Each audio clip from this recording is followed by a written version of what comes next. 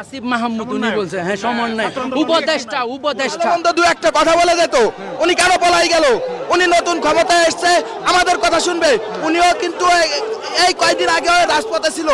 দেখছেন আসিফ মাহমুদ যে সমন্বয়কারী ক্রীড়া মন্ত্রণালয়ের দায়িত্বে রয়েছেন, তিনি কিন্তু দেখছেন তার গাড়িটি পিছন দিকে চলে যাচ্ছেন। আমরা যদি একটু দেখাই, তার গাড়িটি ঘুরে যাচ্ছেন, সমন্বয়কারী ছিলেন এবং দেখছেন এই মুহূর্তে তার আসিফ স্যারের গাড়ি, আসিফ স্যারের গাড়ি। দেখছেন আসিফের গাড়ি কিন্তু চলে যাচ্ছে। এই মুহূর্তে সমন্বয়কারী রয়েছেন। কার গাড়ি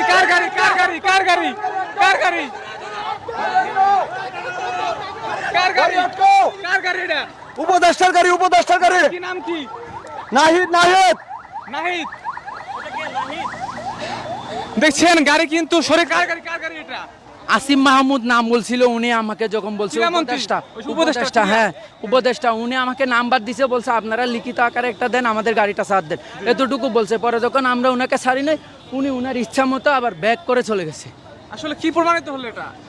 উনি আমাদের পক্ষে আছে কিনা সেটা আমরা কিভাবে বুঝতে পারবো?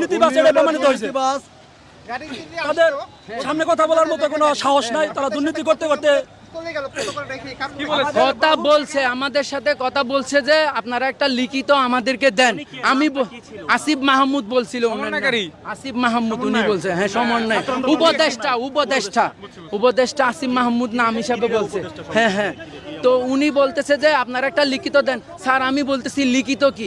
এখানে আমাদের এক দফায় এক দাবি, এখানে লিখিত কি দিব? আমাদের তো কোনো এক্সট্রা কোনো লিখিত কোনো কাজ নাই। আমাদের এখানে কোনো অনেকগুলা দাবি যদি থাকতো তাহলে আমরা লিখিত আকারে পেশ করতাম, এটাই বলছি আমি। আপনারা তো সুন্দরভাবে স্বাগত জানিয়েছেন, হ্যাঁ। সাথে কথা না বলে কেন চলে গেলেন? উনি ভয়েতে পালাইছে। উনি নিজে যেহেতু এরকম একটা উদ্বোধন করছিল, তাহলে উনি বুঝতে পারে আসলে উদ্বোধনটা কি জিনিস, উনি এই জন্য পালিয়ে গেছে। আপনারা নিরাপত্তা দিয়ে থাকেন এবং আপনারা বলছেন শান্তি শৃঙ্খলা ভাবে করবেন, তাহলে আপনাদের সাথে কথা বলে বিষয়টা তো উনাকে আমরা যখন মিডিয়ার সাথে কথা বলার জন্য উনাকে আমরা রিকোয়েস্ট করি, তখন উনি পালিয়ে যায়, গাড়ি ব্যাক করে পালিয়ে যায়, এটুকু। এখন আপনাদের পরবর্তী সিদ্ধান্ত কি? পরবর্তী সিদ্ধান্ত আমরা এখানে থাকবো 24 ঘন্টার ভিতরে। যদি আমাদের ডিজি মহোদয় না আসে তাহলে আমরা সব কর্মবিরতি, কেউ আনসার কোনো ডিটি করবে না। বর্তমান সরকারের একজন উপদেষ্টা, সে যখন আপনাদের কোনো সিদ্ধান্ত দিতে পারে না, ডিজি সাহেব কি কোনো সিদ্ধান্ত দিতে পারবে? ডিজি মহোদয় হচ্ছে আমাদের বাহিনীর প্রধান, উনাকে আমাদেরকে লাগবে, উনাকে সহ আমাদেরকে যে মন্ত্রণালয়ে যাওয়ার দরকার সেখানে যাইতে হবে, এটাই হচ্ছে মেন আমাদের। উনাকে ছাড়া আমরা কোনোভাবে রাজপথ থেকে যাব না। উনি সহ আমাদেরকে প্রধান উপদেষ্টার কাছে নিয়ে যাক বা স্বরাষ্ট্রমন্ত্রীর কাছে নিয়ে যাক বা তিন বাহিনী প্রধানের কাছে নিয়ে যাক, এটা আমরা উনাকেই সহ নিয়ে যাব। আচ্ছা, এখন আসিফ মাহমুদ যে আপনাদের সাথে কথা না বলে চলে গেল, আচ্ছা আপনার সাথে সমন্বয়ক আসিফ মাহমুদ কথা না বলে চলে গেল, এই বিষয়টা আপনারা কিভাবে দেখছেন সাধারণ আনসার বাহিনী হিসেবে? আমাদের পক্ষে উনারা নাই এখনো পর্যন্ত, এটাই আমি বুঝতে পারতেছি। উনি যদি একজন বিপ্লবী মানুষ হতো, একজন গণ উদ্বোধন থেকে উঠে আসা সে মানুষটা যদি আমাদের দুঃখ কষ্ট না বুঝে, তাহলে কি আসলে কি জাতির জন্য, ওরা কি আসলেই জাতির জন্য করছিল নাকি নিজের জন্য করছিল? এখানে আমার প্রশ্নটা।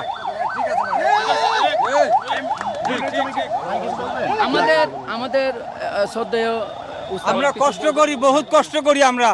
আমাদের চাকরি আছে 10 বছর, আমাদের কোনো পেনশন নাই। বাড়িতে গেলে আমরা খাজাতে যেতে হবে। আমরা 2006 সালে চাকরি করি, আমাদের জ্বালা যন্ত্রণা করতে আমরা অসহ্য হয়ে গেছে। আমাদের পোলাপান লেখাপড়া